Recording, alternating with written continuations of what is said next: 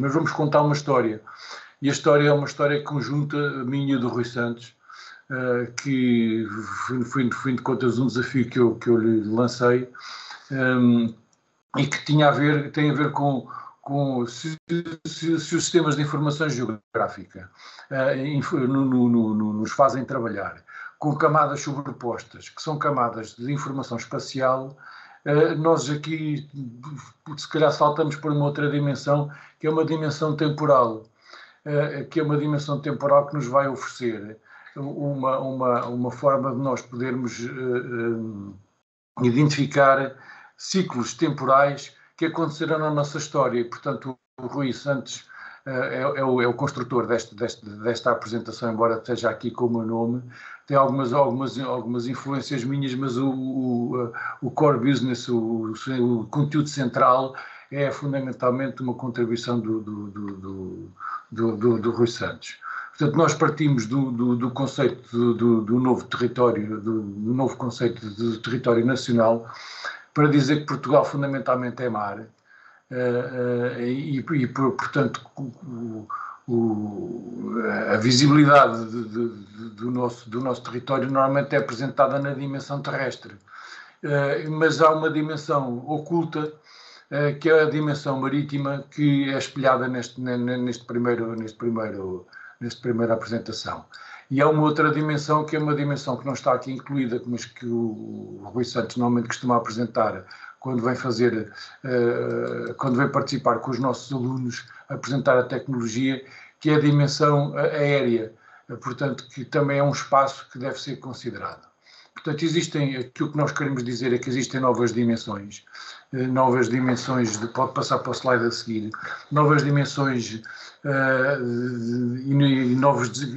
novas dimensões que colocam novos desafios e novas parcerias. Porquê? Porque nós somos apenas 10 milhões para gerir um espaço enorme que nos é oferecido ou que nos é determinado pelas nossas intenções estratégicas. Portanto, nós somos o país da Europa que tem o maior mar da Europa. E, portanto, das duas uma, ou nós conseguimos organizar-nos para podermos liderar este processo, ou outros o farão por nós, designadamente países com maior potência em termos de recursos e em termos económicos, designadamente a Inglaterra, a França e a Alemanha, que têm um mar muito reduzido e que têm intenções muito grandes em termos marítimos. Aliás, isso nota-se nas decisões estratégicas que tomam relativamente, por exemplo, à Onda da Nazaré. A Alemanha está presente com empresas como o Mercedes a apoiar o McNamara, e outras empresas também se movimentam na área desportiva como recurso estratégico.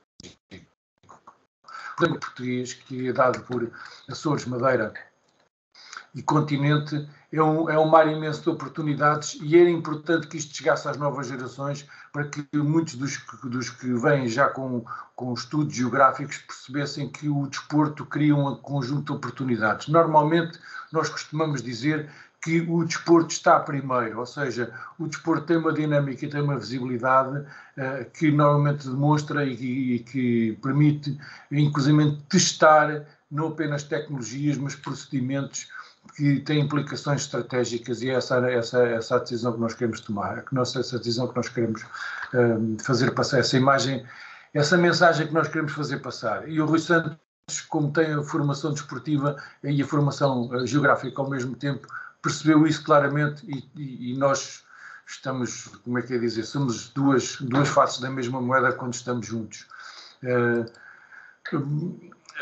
Eu vou passar para o terceiro slide. Estou aqui com algumas dificuldades em gerir-me, portanto, há uma decisão, a última decisão em termos legais, é uma resolução do Conselho de Ministros, a resolução do Conselho de Ministros de 2003, de 203A 2019, 30 de setembro, que aprova o Plano de Situação de Ordenamento do Espaço Marítimo Nacional e que ajuda a definir não apenas as águas territoriais, que é um conceito que todos vocês devem dominar, as águas territoriais, as águas de extensão das 200 milhas e de extensão da plataforma continental, e depois delimitação das 400 milhas como um novo nível de intervenção e definição do território nacional. Eu estou com algum problema aqui porque não consigo fazer andar os meus slides. Sou eu que estou a passar os slides, Luís, não, ok? Eu também tenho no outro Sim. ecrã a mesma apresentação e, portanto, estou a ver se consigo. O meu computador está lento, não sei porquê. Aqui, esta imagem que é apresentada é também feita numa perspectiva de construir um novo conceito, que é o conceito do corpo tecnológico português. Ou seja, nós, como nação, corporizamos uma vontade que é uma vontade que nos é dada e que nos é oferecida pelo território, mas o território é uma noção que tem que ser construída e essa construção implica o domínio de determinadas tecnologias. Ora, o corpo tecnológico português é um corpo que é aparelhado, é um corpo que é construído e que implica que haja uma formação e que é traduzida por esta imagem que aqui está. Portanto, a imagem de uma tecnologia marítima tem um conjunto como é que é dizer, de derivações que se traduzem, que se expressam através das técnicas de navegação, através das técnicas cirúrgicas, designadamente quem vai para o mar. As pessoas que têm alguma cultura ligada à náutica sabem que no mar nós estamos entregues a nós próprios e, portanto, temos que ter conhecimentos operativos que nos permitam dominar determinadas formas de nós resolvermos problemas a bordo. E, portanto, as técnicas cirúrgicas eram trabalhadas, por exemplo, os barbeiros. Os barbeiros eram os homens que trabalhavam os ungüentos e faziam determinados procedimentos e, portanto, as técnicas cirúrgicas eram associadas a essa profissão. As técnicas de comunicação, ou seja, é muito difícil falar de umas embarcações para as outras e, portanto, há técnicas de comunicação através de bandeiras e que permitem fazer com que essa comunicação seja melhorada. É evidente que isto era no passado, no presente. Hoje nós temos procedimentos que dizem respeito a técnicas de comunicação via rádio, via computador, via satélite, etc, etc. O próprio armamento, as técnicas de higiene e saúde, que tinham uma localização específica no barco, as técnicas de construção em termos tecnológicos, muitas vezes nós não vemos, quando na história marítima portuguesa, vemos que muitas vezes os portugueses ficavam nas costas de Moçambique, tinham alguns naufrágios e havia comunidades que depois vinham à terra e reconstruíam embarcações para poderem navegar e encontrar outras embarcações. Inclusive as próprias a alimentação com o problema da saúde, com técnicas que têm a ver com o escorbuto, etc, etc. Bom, o que é que isto quer dizer? Quer dizer que há um corpo, que é um corpo individual, mas há um corpo coletivo que traduz uma assunção de um património cultural que se traduz na capacidade de intervenção a vários níveis do ponto de vista tecnológico. Portanto, tecnologia não apenas como uma aparelhística, mas também uma tecnologia como uma capacidade de poder desenvolver procedimentos. Ora, eu, infelizmente, no que diz respeito aos sistemas de informação geográfica, estou um bocadinho atrasado nesta capacidade de poder utilizar na plenitude esses próprios conhecimentos. O slide seguinte vai-nos dizer que este corpo tecnológico português tem uma expressão atual, Rui, e a expressão atual nos é dada com uma componente já não marítima, mas uma componente aérea. Portanto, o território português, que falávamos ainda há pouco, a caminho dos 4 milhões de quilómetros quadrados, amplia-se quando nós pensamos num espaço de controle aéreo que nos foi oferecido, que nos foi aberto pelo Gago Coutinho há cerca de 100 anos e que está por desenvolver, embora haja alguns sinais interessantes, por acaso não tenho aqui um diapositivo que seja alusivo a isso, mas há inclusive empresas portuguesas hoje que estão a produzir drones e que são interessantes para a expressão e para a afirmação desta noção do corpo tecnológico português. O que vem no slide de baixo, no mapa de baixo, é a extensão da área de controle aéreo português, e, portanto, podemos passar para o próximo. Portanto, isto implica novos desafios.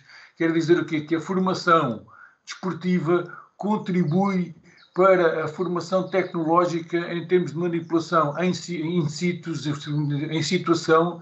Portanto, as pessoas que estão ligadas a uma área que tem uma formação desportiva têm uma capacidade de fazer esta mesma formação, porque é uma formação continuada, é uma formação que oferece um conjunto de destrezas técnicas e destrezas motoras e de capacidade de entendimento dos sinais naturais e dos sinais geográficos que são importantes para a tomada de decisão nestes ambientes que são pouco hostis. O que nós estamos a apresentar aqui é que, por acaso, hoje tive a presença, o Rui Santos teve a presença hoje aqui do professor brasileiro que participou nestas jornadas, e que, portanto, estas jornadas que nós fizemos comemorativas do centenário da travessia aérea, foi a dizer que tanto o Gá Coutinho como Sacadura Cabral eram dois desportistas, e, portanto, o desporto lá, mais uma vez, está primeiro, e estes dois desportistas, é o espírito desportivo que faz com que os desafios sejam enfrentados, e, portanto, aquilo que acontece neste diapositivo é que é um mar de possibilidades, que é o mar Atlântico da CPLP, um mar que fala português e que ocupa muito território, e que, portanto, nós com os brasileiros, com os angolanos, com os cabo-verdianos, com os são-tomenses e com os guineenses, temos a possibilidade de desenvolver desafios enormes do ponto de vista tecnológico, não apenas desportivo, mas também do ponto de vista tecnológico. Os territórios constroem-se se nós nos servirmos deles, e o desporto é uma forma de nós participarmos nesses processos. Vou passar para o diapositivo seguinte para dizer mais uma coisa, que é o seguinte: já houve um jovem português, que é o Francisco Lufinha, que fez a ligação daquele triângulo que eu falava ainda há pouco, o triângulo estratégico português, que fez a ligação em kitesurf, primeiro do Minho ao Algarve, depois de Lisboa à Madeira, e depois da Madeira aos Açores, e dos Açores a Portugal em kitesurf. Portanto, mais uma vez, o desporto e o espírito desportivo a apropriarem-se e a construírem a noção do território. Diapositivo seguinte, por favor, Rui Santos, desculpe lá. Não sei se estou a conseguir explicar o objetivo da apresentação. Sim. Luís, peço desculpa. Acho que este aqui é o último diapositivo e depois o resto é o resto do Story Map. Deixe-me só também completar que o Luís Lufinha também fez a travessia até ao continente norte-americano por kitesurf. Quem? O Luís Lufinha. Foi fez até às Caraíbas, já não me lembro de qual é que era aí. Fez no barco puxado por kite, a partir da Madeira, se não me engano, até a América do Sul, a América Central. Portanto, a teimosia dele continua. Portanto, o que nós estamos a ver aqui, o Rui Santos estará muito mais em condições de falar sobre isto, porque foi o trabalho dele, a resposta ao meu desafio, foi dizer-nos que existem já algumas tecnologias que existem hoje que não existiam no tempo de Gá Coutinho. Rui, eu remeti-lhe para si, para o Rui poder falar melhor do que eu da sua área. Mantenha a câmera ligada e interrompa-me sempre que necessário, ok? Portanto, o professor Luís já deu este enquadramento das comunicações via rádio, sistemas de navegação, posicionamento a bordo, satélite, etc. E, inclusivamente, no dia em que eu estive na FMH, eu comparei aqui uma imagem do Flight Radar, que nos permite ver todos os aviões que estavam a circular, e na altura já tinha começado a invasão da Rússia à Ucrânia, e, portanto, via-se que aqui o espaço aéreo não tinha aviões, embora aqui no território ucraniano, enquanto que no resto estava tudo a circular, mas também comparámos do lado direito com o Vessel Finder, que eram as embarcações todas marítimas que tinham o sistema ligado, e portanto conseguimos perceber onde é que elas estavam. Esta técnica aqui no Story Map chama-se o varrimento, permite comparar duas imagens ou dois mapas, e portanto foi isto que foi usado na altura. Depois a seguir falei também de um outro projeto da EGI que tem aqui uma série de satélites à volta do nosso planeta. Portanto, isto é uma aplicação 3D. Se nós aproximarmos aqui ao planeta Terra, temos as órbitas todas dos satélites. Podemos escolher aqui, se, por exemplo, um qualquer aleatoriamente, e portanto ele dá-nos mais informação sobre este satélite e temos aqui mais detalhes de quem é que opera por aí fora, ok? Pronto. Também podemos fazer pesquisas por aqui pela Estação Espacial Internacional ou pelo Landsat, que é uma conjectura de satélites muito usado para a detecção remota. Tem dados com históricos de vários anos e tem imagens multiespectrais e conseguimos ver em tempo real onde é que anda o satélite. E, portanto, coloquei isto aqui que não existia na altura do H. Coutinho e do Sacadura Cabral. Portanto, o desafio deles, e aqui sim é outro globo, eu compilei aqui sim, neste caso estou a usar o mapa da National Geographic a nível de globo e tenho aqui uns slides aqui em baixo que me permitem orientar no Atlântico, e o que eu fiz aqui foi adicionar um mapa feito pelo H. Coutinho e Sacadura Cabral sobre a sua travessia aérea. Rui Portanto, Santos, saíram... deixe-me interromper para dizer aquilo que o Rui Santos fez, foi precisamente esta sobreposição temporal e, portanto, permite ir buscar as informações do passado e confrontá-las com as informações do presente. Continuo. Pronto, portanto, eles passaram primeiro com uma paragem nas Canárias, continuaram até Cabo Verde aqui com 2 paragens e depois continuaram por aqui fora. Houve uma série de peripécias que agora não vou alongar porque não temos tempo. Portanto, eles precisaram de 3 hidroaviões para conseguir completar a viagem, porque tiveram 2 acidentes e, portanto, chegaram ao Rio de Janeiro, que era o objetivo final, ok? Pronto. Voltando aqui assim, eu depois o que eu fiz foi pegar num outro projeto que eu tinha feito, que neste caso sobrepus a viagem do Bartolomeu Dias. Para quem não se recorda, foi o primeiro navegador português marítimo há 500 e qualquer coisa anos a atravessar o Cabo das Tormentas, depois ficou conhecido como o Cabo da Boa Esperança. Sobrepus a viagem do Vasco da Gama até à Índia, portanto em 1497, 1498. Coloquei depois aqui assim também a viagem do Pedro Álvares Cabral, que foi quem descobriu oficialmente o Brasil, em 1500. Depois a viagem do Fernão Magalhães, foi a viagem de circunnavegação, e depois, por fim, sobrepus aqui também a área de busca e salvamento, aquela que o professor Luís Miguel Cunha tinha falado sobre o espaço aéreo marítimo pelos quais são acionados os meios portugueses. Se hoje em dia fosse feita esta viagem, como podem ver, não havia meios portugueses que valessem ao H. Coutinho ou Sacadura Cabral, apesar desta área ser um terço do Atlântico Norte, a viagem deles foi toda mais a sul. Por fim, eu sobrepus as camadas todas e há aqui um padrão, tanto nas viagens marítimas como aéreas, isto parece quase a autoestrada para se chegar ao Brasil. Isto faz sentido porque as correntes marítimas e as correntes dos ventos estão interligadas e tem a ver também com a própria temperatura, os ventos dominantes e por aí fora, e portanto isto aqui é um bom exemplo de como estas áreas se sobrepõem.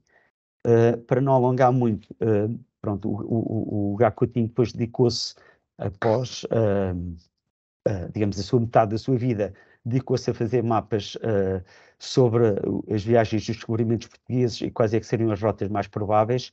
E, gosto bastante deste aqui do Vasco da Gama, que tem aqui sim uma série de possibilidades, tanto de ida como no regresso, em que ele estuda as correntes e os ventos para tentar, com maior rigor, prever quais foram as viagens que efetivamente ocorreram, por onde é que elas passaram.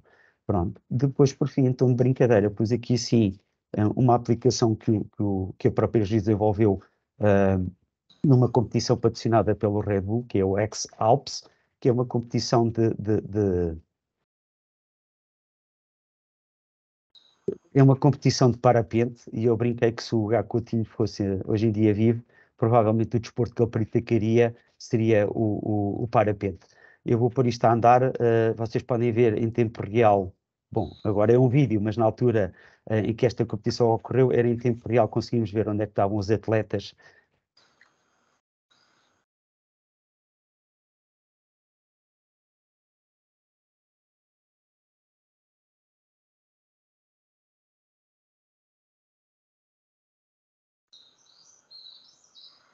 Eu vou só fazer um comentário e dizer que Este filme apresenta uma série de possibilidades de utilização da tecnologia em situação desportiva e que essa situação desportiva acaba por testar, ou seja, as coisas funcionam ou não funcionam numa situação de competição, seja de competição com o próprio indivíduo, seja de competição com a natureza ou a terceiro nível, numa competição com os demais praticantes.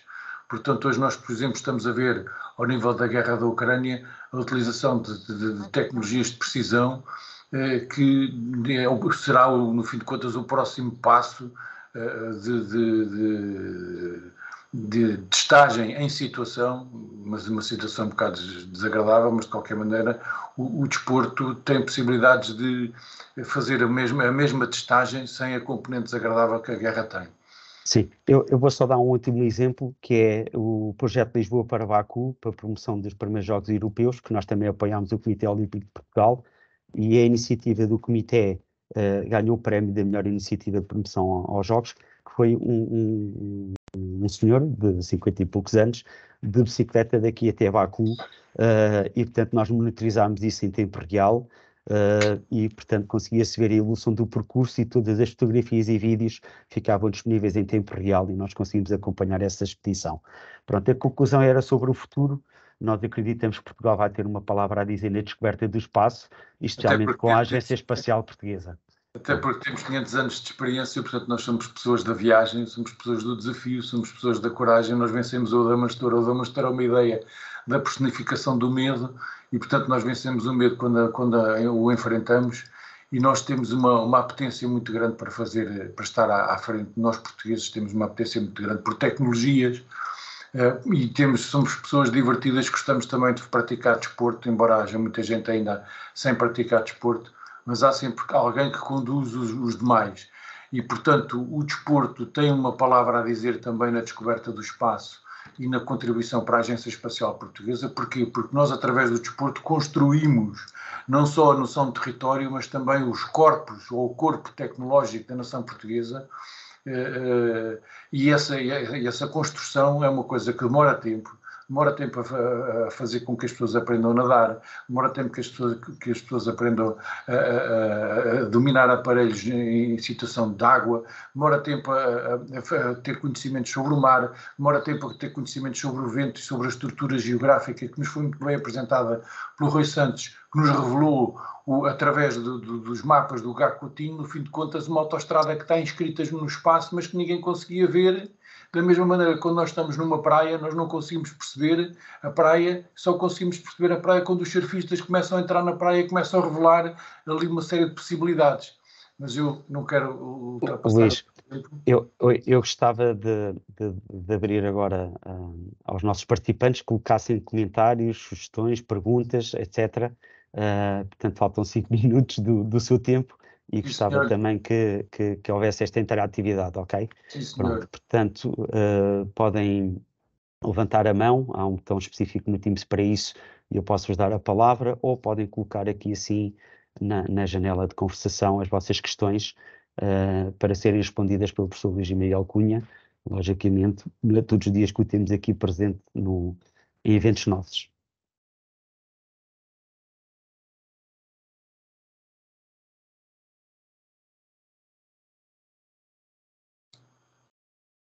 Não há ninguém a colocar questões, acho que foi muito esclarecedor. Eu vou só dar então aqui mais uma nota. Eu, por exemplo, eu ando de vez em quando de BTT, normalmente ao domingo de manhã, e também uso este tipo de tecnologias, portanto, não só para fazer desporto, para me orientar. Normalmente vou para a Serra de Sintra e quando estamos no meio da floresta aquilo pode ser um bocado labiríntico, mas também depois para ter estatísticas sobre o meu desempenho, a velocidade a que eu fui a subir, a velocidade a que eu fui a descer, qual é a porcentagem do percurso que eu andei a pé, desculpa, em plano, e portanto também posso preparar melhor ou ter uma outra análise sobre o meu desempenho enquanto fiz desporto. Neste caso não é desporto de competição, é só recreativo, é só para fazer algum exercício e portanto também guardo sempre os meus percursos de GPS e depois analiso isso a nível de si. Okay? Portanto, até outro exemplo do dia a dia. Bom, não sei se há alguma questão que queiram colocar. Está tudo muito tímido. Eu gostava só de dizer uma coisa, aproveitar o silêncio das pessoas para dizer que Esta área do desporto é uma área com grandes possibilidades de interdisciplinaridade. Normalmente os professores de geografia são formados em faculdades de letras e às vezes não entendem a possibilidade que o desporto tem. E, portanto, eu pedi a todos os que estivessem ligados à geografia que entendessem o desporto como um espaço de expressão, um espaço de afirmação de conhecimentos de outras disciplinas, e que o espaço desportivo ou o tempo desportivo permite que essas utilizações sejam feitas de modo interdisciplinar. E os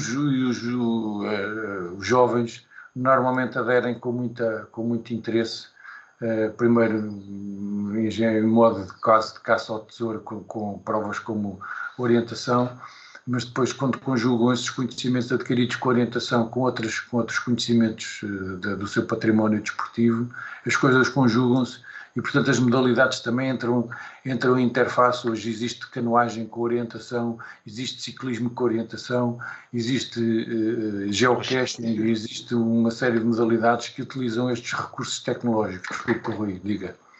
Não, ia falar do geocaching e de algumas atividades que eu já vi em escolas básicas e secundárias, ou até em dias abertos em instituições de ensino superior, que é uma espécie de pad e paper com GPS, e, portanto, isso é uma coisa que também se consegue fazer no espaço escolar, inclusivamente, sei lá, fazer o levantamento das árvores do espaço da escola, ou caracterizar as instalações desportivas de ar livre da própria escola, por aí fora, portanto, quanto é que mede o campo de futebol ao ar livre e esse tipo de coisas. Portanto, é uma forma de conjugar também estes dois domínios do desporto e da geografia, e já agora com a tecnologia SIG.